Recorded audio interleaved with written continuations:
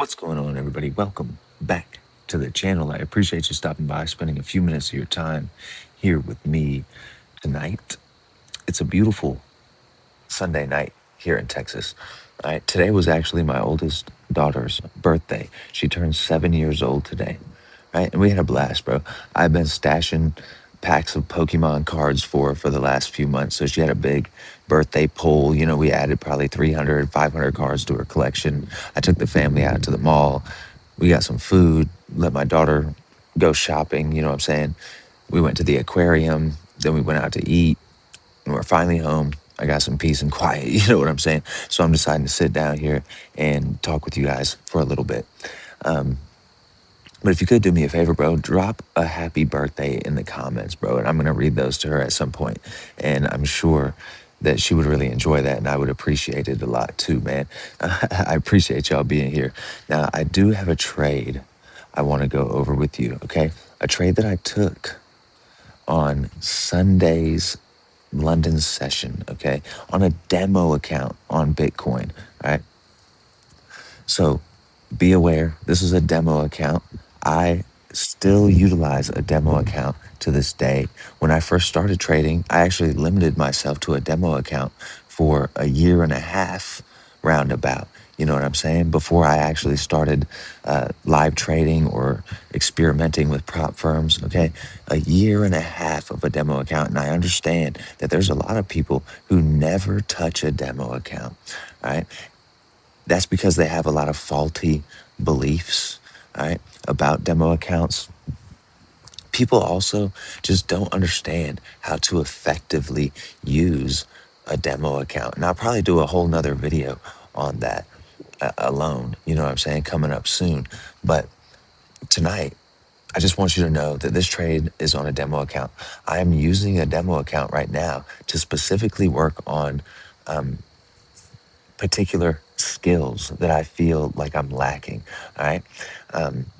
And really, what I'm working on is holding my trades a little bit longer. Okay. Executing my trades properly. Part of that is the hold time. All right.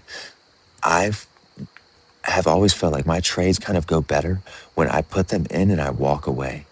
All right. They're at least less stressful for me. I'm not, over there staring at the screen the whole time. So as long as I have a legitimate reason to enter the market, okay, and there's, a logical place to put my stop loss and a logical area to target, I can put those levels in and walk away and let the market do the work for me, okay? Let the trade play out. That is part of trade execution, and that is what I'm working on specifically, okay? And I've been working on this for a while, but last week I had a major success, okay? I placed my trade in the London session on Tuesday on the DJ30 as soon as my entry criteria was triggered. Right, I got in, put my stop loss, targeted the previous day's high, and then left that alone. I held it for 6 hours until it hit my take profit. Right, 400 pips later. It was a great trade. It was a great moment for me. All right, where I have applied what I've been using the demo account for in my actual trading. And here's something for you to think about, all right? This is a quote, and I will bring this up again in the future video about the demo chart, the demo accounts, right? But here's the idea behind the demo account. We want to trade, or I want to trade my demo account like it's my live account so that later on I can trade my live account like it's a demo account. You understand what I'm saying? All right, now let's get right into this chart. I appreciate you sticking with me through that little TED talk there, all right? But let's look at this trade, okay? So here we are on the 5-minute chart, right? But we're just zoomed out looking at, how the previous week was looking at stuff, right? So you can see that the day before the trade, we had taken out the previous low of the week level. Okay, we put in a new low of the week level, and that is occurring on the day of the trade. Okay, that's why this says signal on the day. Right, we've broken daily levels, we've broken weekly levels to the downside. That's our signal on the day. This is sort of like the range expansion. Okay, because the previous range was this low and this high. All right. Now the new range is this high and this low. So we expanded the range to the downside here. All right. That's our signal on the day. Like Stacy says, when the market shows you a range expansion, it's showing you a clear signal that it wants to continue in the direction of said expansion. All right. So that gave me the first clue when I came to my charts. All right. Just the way that this market was looking on a day by day basis, on this higher time frame sort of look. Okay. And now we're going to take a closer look at the day itself, the trade day itself. All right. And you can see the structure a lot better, um, on this chart here. And you can see that I have drawn on the master pattern here. Okay. But I basically did zero markups on my chart when I took this trade. Okay. Um, I saw what I wanted to see and I took the trade. You can see I had a couple positions before this, also, short trades or whatever. One that I got in and exited almost immediately, and then got in and exited over here. Okay. And the reason for this is I don't usually use TradingView for my demo trading, or my live trading. Right. I use a completely separate broker. Okay. So I was, and they use different, like ways of expressing your position size, right? Like in my regular broker, I'm using lot sizes. Like, it starts off, the smallest you can go is zero point zero 0.01 of a lot, and then you can drop a standard lot or more. Okay. But here on TradingView, it says like units and stuff like that. So I was experimenting real quick just to sort of hone this in because I do not use the TradingView demo account or whatever. But so that's what I did. The first one was like way too small or whatever, because they start you off with 100K. So that was just way too small. And then the next one I put in was way too big. Okay. Then I found my happy medium there and entered the trade with the proper size. Okay. Or the appropriate size for me.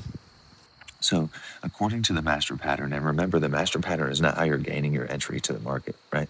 The master pattern, it's a template. It's showing you where you are as far as market structure is concerned, so you know what types of trades you're looking to take, right? Whether you're going long or you're going short. And I'll explain this to you real quickly with this example, all right? So here we're looking at a pump, coil, and dump template, a pump and dump, okay? So when we're looking at a pump and dump template, over here, while we are pumping up, we're putting in higher highs and higher lows. The market is in this micro uptrend here on the 5-minute chart. This is what we call the front side of the move. Okay. This is the pump. That's the front side. Right. And when we're on the front side of a pump and dump template, we are looking for dump and pump scenarios in whatever session you're trading. Okay. So when we put in this low and we start pumping higher, you can see this market coils sideways, dumps down, and then pumps up, okay? And then right here, it dumps back down into that EMA, right? Engulfs to the upside, pumps up, puts in the next higher high, right? And then suddenly, right?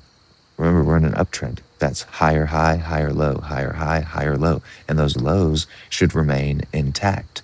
But here, we have this low put in place that takes out one of these little micro swing lows of that uptrend, okay? This is our lower low on the inside. We call it a lower low on the inside, okay? Because it's not breaking a daily level. It's not breaking the high of the day. It's not breaking the low of the day. It's on the inside of the range. It's a lower low on the inside, okay? And that lower low on the inside now is potentially alerting us that we may now be moving from front side of the move to the back side of the move, all right? And this is my favorite type of trade. I wait for the back side of the week, okay, by waiting for Wednesday, Thursday, Friday. I wait for the backside of the day. That's trading the New York session. And I wait for the backside of the move, all right, which is when we shift from higher highs to lower lows, all right? While we're making higher highs, we're looking for dump and pump. While we're making lower lows, we're looking for pump and dump scenarios, all right, in the session that we're trading.